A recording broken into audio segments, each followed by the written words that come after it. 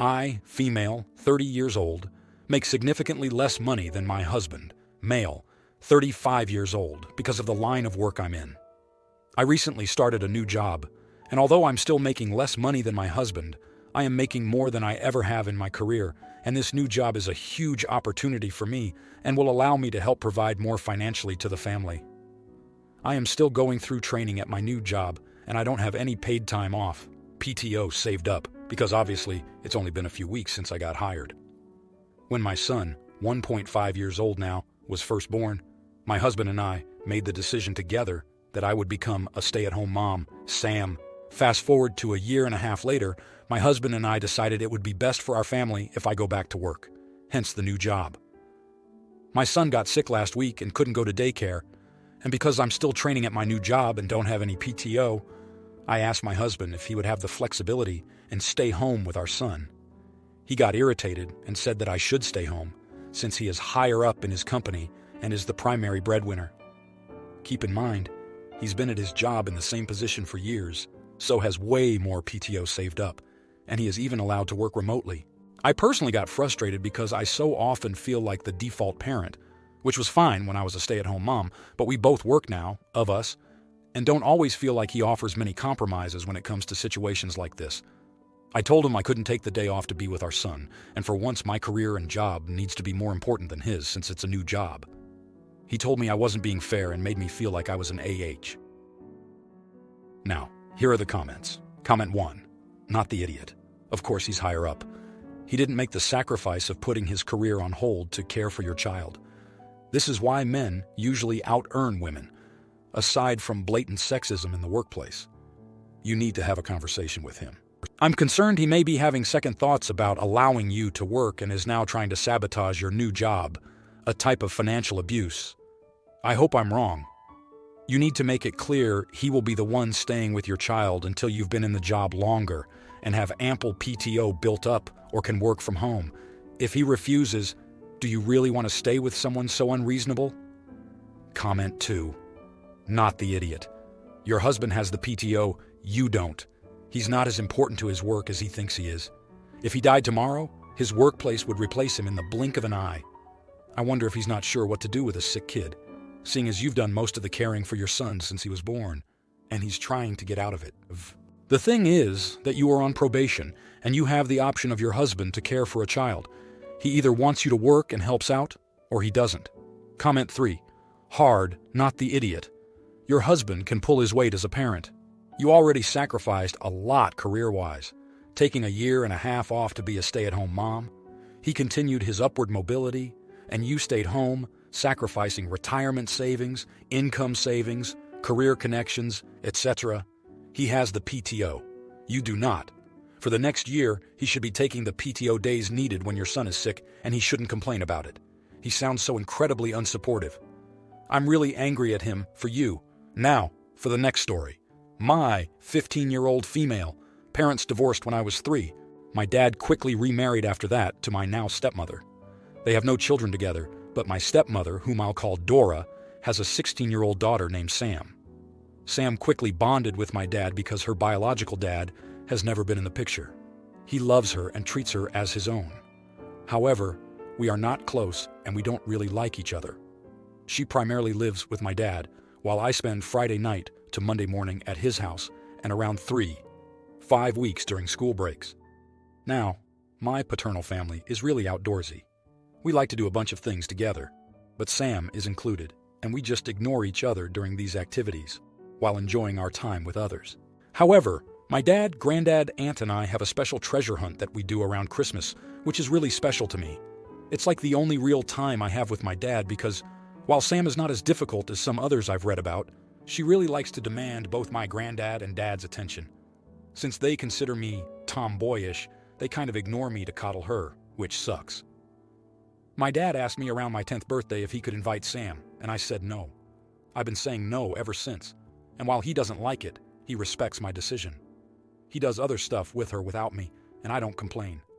This year, however, Sam is very adamant about going, and I just don't want her to come.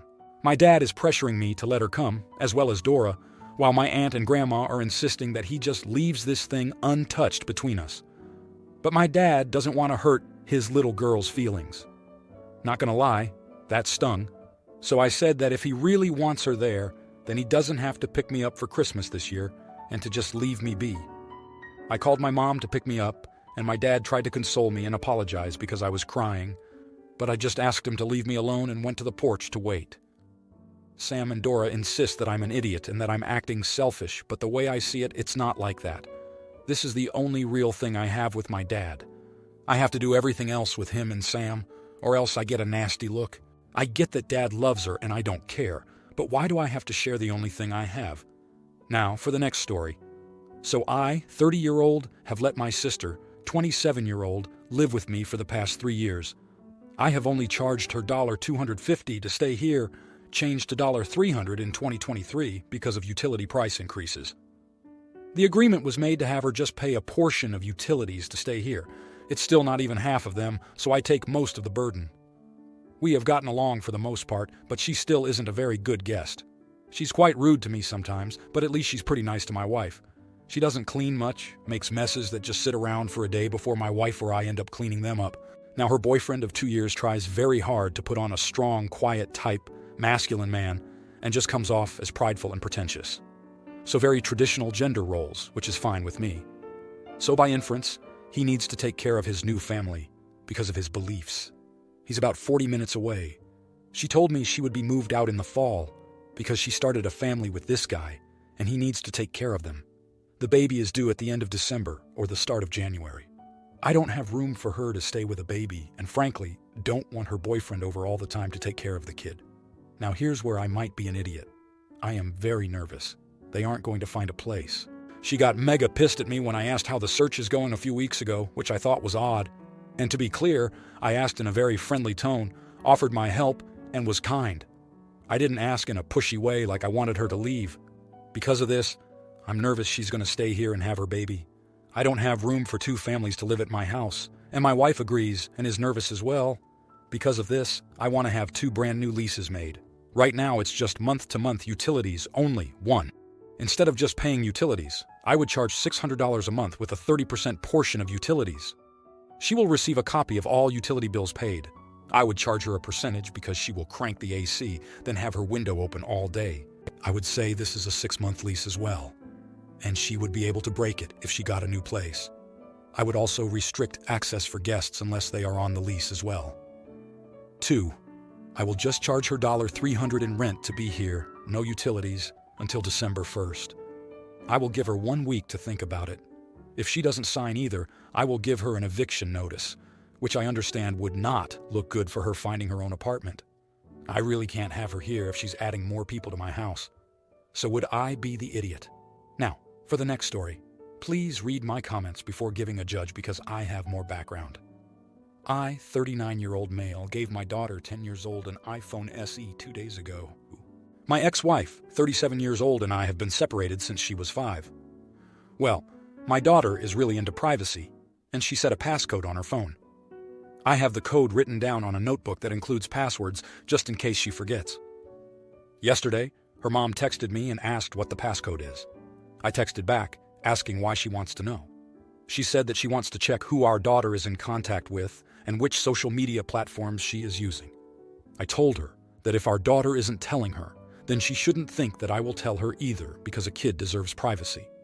I can easily check who she's in contact with when she visits me, and if anything is wrong, I'll tell her. Well, she told me that we need to know as soon as possible and that our daughter could be foolish and put herself in danger while she is at her place.